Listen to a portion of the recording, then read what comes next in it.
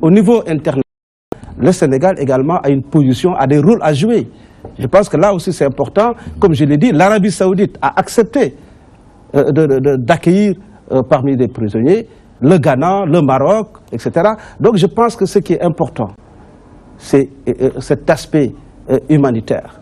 Qu'on arrête de politiser cette affaire, parce que le Sénégal s'est entouré de toutes les garanties. Parce que le président Macky Sall, qui aujourd'hui lutte farouchement contre le terrorisme, ce n'est pas lui qui va accepter d'importer des terroristes dans notre pays pour demain porter atteinte à la sécurité et à la tranquillité des citoyens. C'est pour cela que je dis encore une fois, l'État s'est entouré de toutes les garanties. Et Inch'Allah, rien ne va se passer. C'est ça qui est important. Oui. Hassan, a-t-on pris un risque inutile? Que gagne notre pays en accueillant ces ex-détenus de Guantanamo? Notre pays se bonifie en accordant cet asile à ces détenus de Guantanamo qui ont eux-mêmes exprimé le désir de venir au Sénégal. Et les Sénégalais savent tout ce qu'ils devaient savoir sur cette question. Le président Obama a saisi le président Macky Sall il y a plus d'1 an pour formuler cette demande. Après avoir étudié minutieusement cette demande, après avoir analysé également la demande des détenus, qui ont manifesté aussi le besoin de séjourner au Sénégal, après avoir procédé à toutes les vérifications que devait susciter, qui devait entourer une telle décision, le gouvernement a pris l'option de les accueillir ici, chez nous, un pays de paix, de tolérance, d'hospitalité légendaire. Et au moins sur 3 éléments, on peut accepter la mesure. Au plan diplomatique, le Sénégal est un pays très coté au plan diplomatique. C'est un pays phare qui a une diplomatie reconnue, une diplomatie talentueuse, très compétente, en tout cas respectée au plan international. Deuxièmement, au plan humanitaire, le Sénégal a toujours fait preuve d'ouverture lorsqu'il s'est agi d'aider des personnes en détresse. Et c'est le cas lorsque il s'agit d'individus qui sont détenus dans une prison qui doit être fermée et qui eux-mêmes ne peuvent pas retourner chez eux. Parce que de toute manière, on ne peut pas les amener directement en Libye, compte tenu de la situation qui prévaut en Libye et qui... Mais qu'on les amène aux États-Unis pour leur sécurité, accepter en tout cas que ces détenus viennent au Sénégal. Troisièmement, il s'agit de frères musulmans, Salem et Omar Khalif, qui effectivement se sont présentés en tant que musulmans et qui ont voulu séjourner dans un pays islamique. Ou alors, pas islamique au sens classique du terme, mais au moins où, en tout cas, l'écrasante majorité de la population est musulmane. Sur ces 3 leviers, on peut bien comprendre. Sur un autre plan, il n'y a pas d'inquiétude à se faire. Ils ont été internés depuis 2002. Cela fait maintenant 14 ans. Il n'y a pas eu de charge qui pèse sur eux. Ils n'ont pas été inculpés, ils n'ont pas été condamnés. Il ne s'agit pas pour le Sénégal de les inculper, il ne s'agit pas pour le Sénégal de les condamner. Il s'agit de les accueillir. Ils seront sous surveillance. Ils seront sous surveillance jusqu'à ce que probablement ils décident d'aller ailleurs. Parce que dans tous les cas, ce genre de pratique existe. Je ne vais pas trahir de secret d'État, mais on sait très bien que le fait de prendre un détenu d'un pays, l'amener dans un autre pays, ça c'est monnaie courante. Oui. Cela n'a jamais posé de problème. Oui. Et il y a des accords qui existent. Le Sénégal respectera toujours la Convention de Genève. Le Sénégal respectera toujours les droits de l'homme. Et sur ce plan, il n'y a pas d'inquiétude à se faire. Ils n'ont pas été condamnés, ils n'ont pas été inculpés. C'est-à-dire qu'ils n'ont pas été, en tout cas, convaincus de pratiques djihadistes. Et le ministre a clairement dit qu'il ne s'agit pas de djihadistes. De quoi a-t-on peur? Oui, commissaire Keïta, techniquement, est-il possible de surveiller ces 2 ex-détenus une fois arrivés au Sénégal et comment? Mais oui et non à la fois. Il faut s'en donner les moyens. Oui, parce que il y a des hommes de métier qui sont là et qui doivent pouvoir définir les conditions dans lesquelles ces personnes pourront séjourner ici tout en assurant leur surveillance la plus proche et la plus régulière possible. Non, c'est parce que j'ai l'impression que ce problème, le problème n'est pas posé comme ça. Parce que ceux qui doivent nous informer du problème nous rassurent déjà au départ. Nous disent carrément qu'il n'y a pas de problème. Vous savez, ce n'est pas moi qui suis président de la République. Il y a des problèmes. Parce que les Sénégalais sont concernés par la présence parmi eux de gens qui ont séjourné à Guantanamo. Même s'ils n'y ont passé le temps qu'à prier, à ne rien faire. Ils y sont allés. Pour les surveiller, ces gens-là, il faut des moyens sérieux. Il faut les mettre dans les conditions d'avoir des activités régulières, d'avoir une vie, un déroulé de vie normal. Et ça, il n'y a que la surveillance qui peut nous amener à régler cela. Il faut qu'on nous donne les moyens de cela. Et ça, l'État le doit aux Sénégalais. J'ai confiance quand il s'agit des compétences pour le faire. Mais c'est la volonté politique qui manque derrière. Parce que j'ai l'impression que ce qui se passe entre les États-Unis et le Sénégal, nos gouvernants l'ont réglé. Ils ont créé les conditions d'accepter sans rien nous dire. Mais quant aux conditions dans lesquelles nous devons accepter cela, et les conditions dans lesquelles ces gens doivent vivre ici, avec notre sécurité assurée, mystère. C'est vous qui posez la question, je vous en félicite. Mais cette question n'est mise devant, ni par ce qui nous gouverne, pour ce que nous en savons, parce que nous avons le droit de savoir. Ni techniquement, ni autrement. Et ces gens vont venir, ils vont vivre ici. Si rien n'est fait, il ne faut pas qu'on jure sur le Coran que rien ne va arriver. C'est des gens qui ont été suspectés de terrorisme. Cela seulement est une cause d'insécurité. Parce que la sécurité, c'est un sentiment. La sécurité, ce n'est pas une bombe qui explose ou qui n'explose pas. Quand vous amenez quelqu'un dans un endroit où les gens ont peur de son masque parce qu'il a 4 moustaches, c'est quelqu'un qui dérange les gens. C'est quelque chose qui dérange. Le fait simplement que nous, 3, 4, qui sommes informés de cela, soyons dérangés par ce fait, obliger l'État du Sénégal à nous informer. L'État du Sénégal est constitué, dirige un peuple. Il doit nous informer. Et notre peur le concerne. Ce n'est pas une explosion qu'on attend, mais c'est que les gens puissent continuer à vivre tranquillement, à dormir tranquillement. Voilà, merci. Merci à tous les 4. Le temps est fini. Merci à Cherna Sadbou Keïta, président de APS Degou, Alliance Nouvelle Patriote du Sénégal. Il est aussi ancien commissaire de police.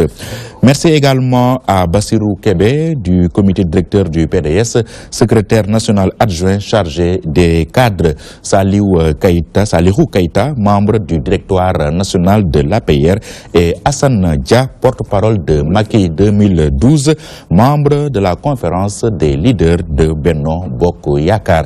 Merci à toutes les équipes techniques et rédactionnelles qui m'ont aidé à vous présenter ce débat. Merci particulièrement à Moudou Bakenyang et à Aïda Mamadou Diop et à toute l'équipe technique du côté de la réalisation. Merci de nous avoir suivis. Au revoir.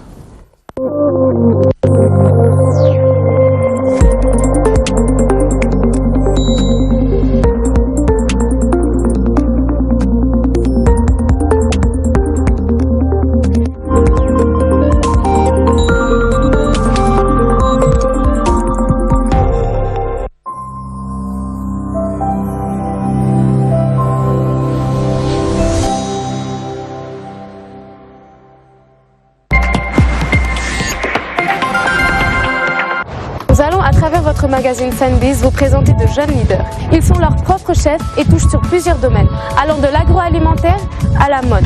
Qui sont ces jeunes entrepreneurs sénégalais? Moi, c'est Hélène Daba de Sisters of Africa. Donc, Sisters of Africa, plutôt SOA, est une marque de vêtements made in Sénégal qui fait de la création locale. Le climat sénégalais est-il favorable pour les affaires? Les Sénégalais nous donnent leur point de vue. boo yoree xaalis di nga gis foo xam ne place la nga mën koo jël di ko fay.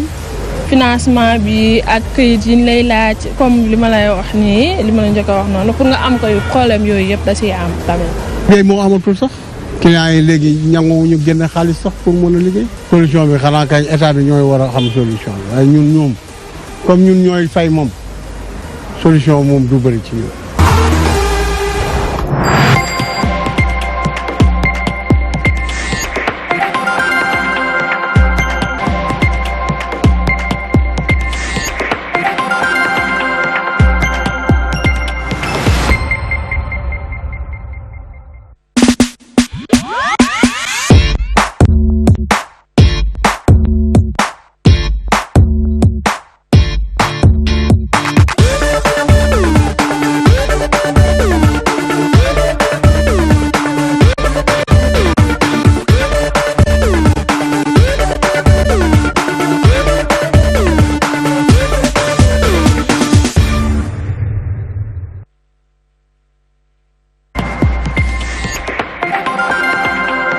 Les comédiens ñoom ñoo aaye tey ci 52 minutes sur la DTV tey ngeen di gis loo leen musta gis tey ngeen di dégg loo leen musta dégg.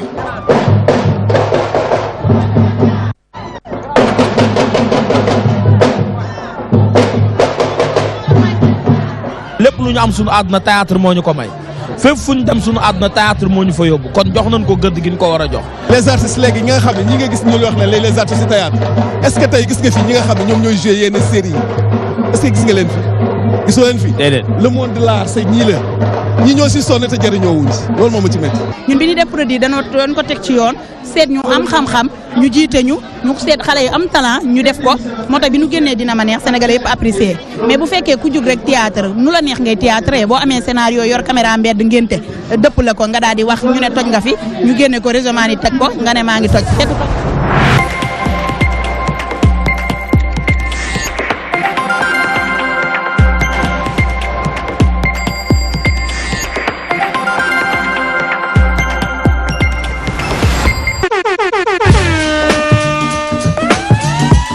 Tu as envie d'être officiel à la télé, vois les 52 minutes. ak kan Nicolas mon frère.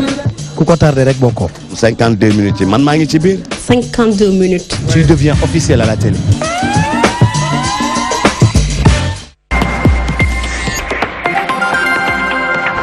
Fama dalal bindu magul te aussi li fi nekk am na ñuy génne album nee nañ man lañ ci classe ku yéegi sama néegu mer ñoom musuñ def fi naa sama ennemi ñoo ko ci gën a efficace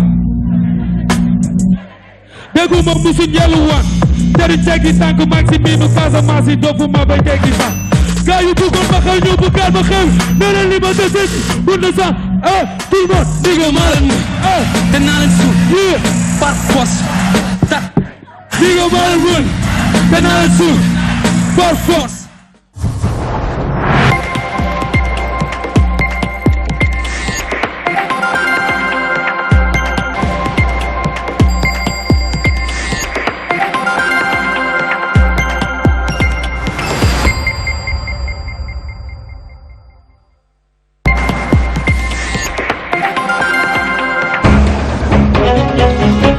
C'est Fatou Saoussar, directrice du laboratoire genre et recherche scientifique de l'IFAN.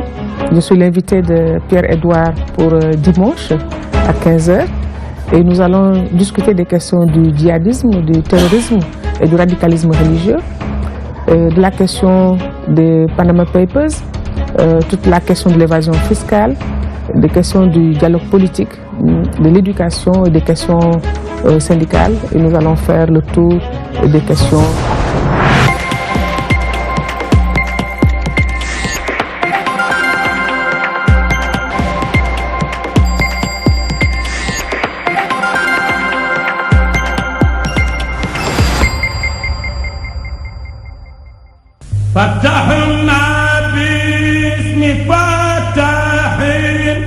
gannaaw ba ñu leen nuyoo ziyaare leen balu leen aq bal leen aq ngi jotal kaddu xalif général de Tidiane Cheikh Ahmed Tidiane Sy Al Maktoum ñu bëgg nag bi yoon nekk rassemblement ci taalibe yi ñu daje ko Tiwaawan déglu kàddoom li mu leen war a digal ci diine digal leen ko ci tariqa Seyid Cheikh Ahmed Tijani di ziar boo xam ne nag du màggat